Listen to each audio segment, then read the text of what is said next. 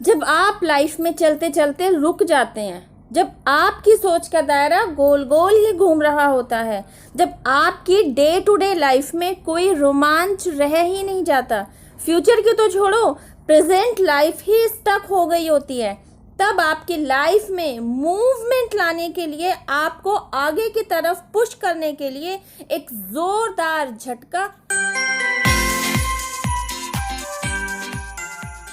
क्या है। आपकी लाइफ अब तक ठीक ठाक ही चल रही होती है, मनी रोटेशन भी ठीक ही रहता है, मतलब मनी का आना और पैसे का जाना लगभग ठीक ठाक ही रहता है। इमोशनल लेवल की बातें करें तो रिश्तों में भी उठक पटक चल ही रही होती है। जहां बैलेंस बनाने की ज़रूरत होती है आप बना ही लेते हैं, फिर अचानक से एक जोरदार झटका आता है और सब कुछ टाइ टाइ फिश। यह झटका इतना जोरों का होता है कि चारों खाने चित।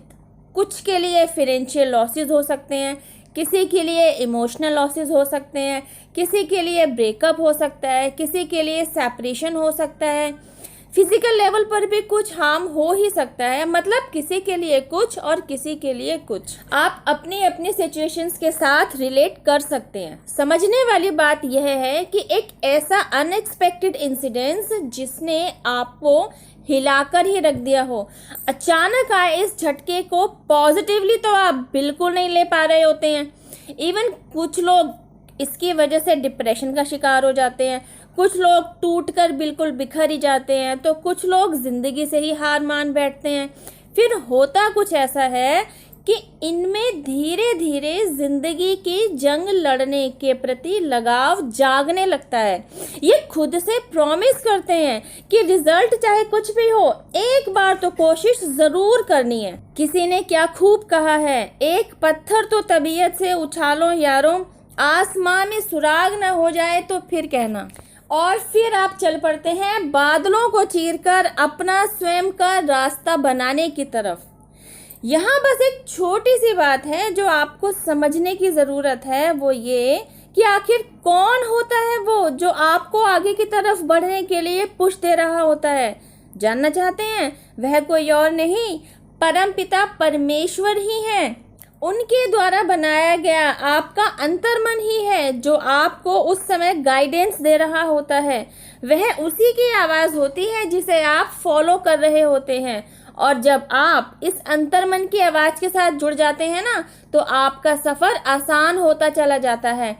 गाइज, आपका सफ़र मुश्किल ही इसलिए हो जाता है क्योंकि आप बाहर के शोरगुल में अपने अंदर की आवाज़ को सुन ही नहीं पा रहे होते हैं। Because God knows everything about you. He knows very well better than you.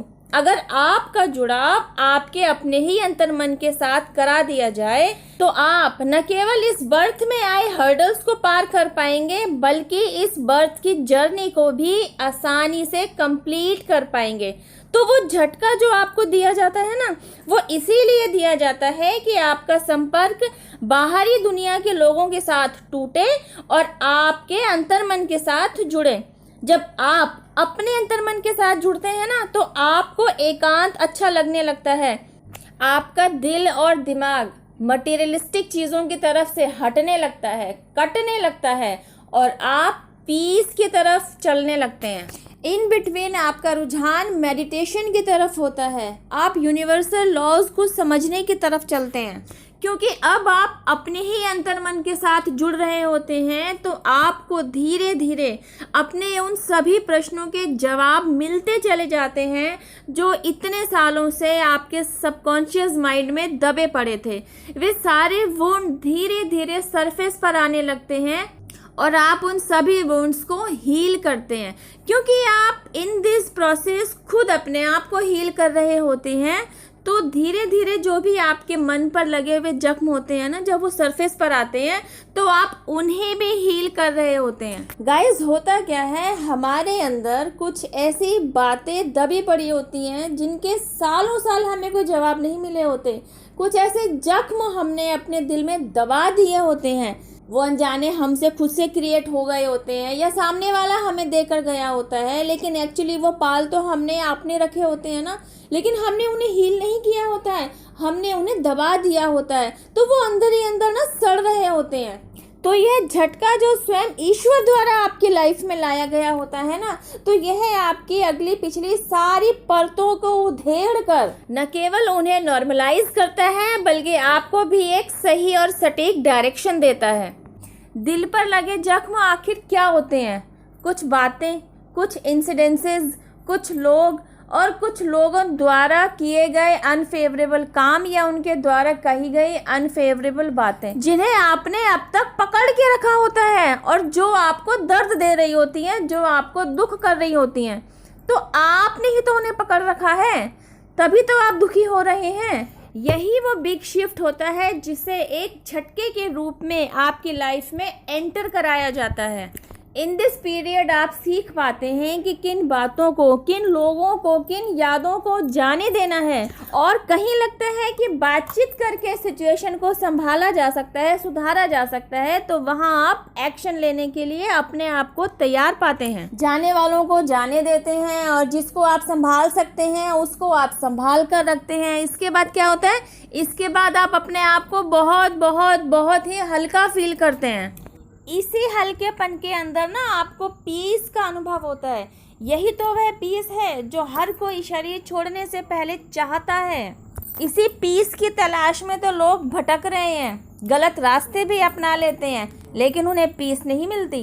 Guys, आपके दिल और दिमाग पर जो बातें, जो यादें छपे हुए हैं ना, एक्चुअली वही आपका बोझ बढ़ा रही होती हैं। उन्होंने ही आपको भारी भरकम बना रखा होता है, और जब आप इस बोझ को रिलीज कर देते हैं ना, तो आप हल्के हो जाते हैं।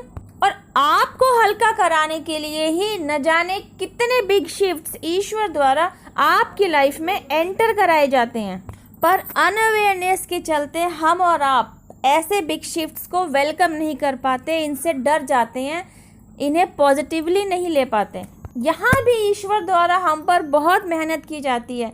हमें आपको अवेकेंड कराया जाता है ताकि हम और आप अपनी समझ बुद्धि का विकास करें और इस बिग शिफ्ट को वेलकम करें, एक्सेप्ट करें और इसके साथ साथ चलें। आई होप गाइस वीडियो में दिया गया मैसेज आपको अच्छे से समझ में आया हो। वीडियो यूज़फुल लगे तो शेयर टू अदर्स, वीडियो पसंद आए तो लाइक और कमेंट कीजिए। डिवाइन पावर जिनमें भी आपकी श्रद्धा हो, यूनिवर्स, एंजल्स, इन सभी को थैंक यू ज़रूर कहिए, इन्हें अपना ग्रैटिट्यूड ज़रूर दीजिए। इन्हीं की ब्लेसिंग्स की वजह से आज का वीडियो आप तक पहुँचा है। चैनल पर पहली बार आए हैं तो सब्सक्राइब कीजिए, बेल आइकन भी प्रेस कीजिए। गाइस, बेल आइकन प्रेस करने से मेरे आगे आने वाले नोटिफिकेशंस आप तक इजीली पहुंचते हैं। बेल आइकन ज़रूर प्रेस कीजिए। अब मैं आपसे मिलती हूँ मेरी नेक्स्ट वीडियो में। टिल देन हैव पेशेंस, रब्बा खैर, जय माता दी, टेक केयर, बाय। मुझे फीडबैक ज़रूर दीजिएगा।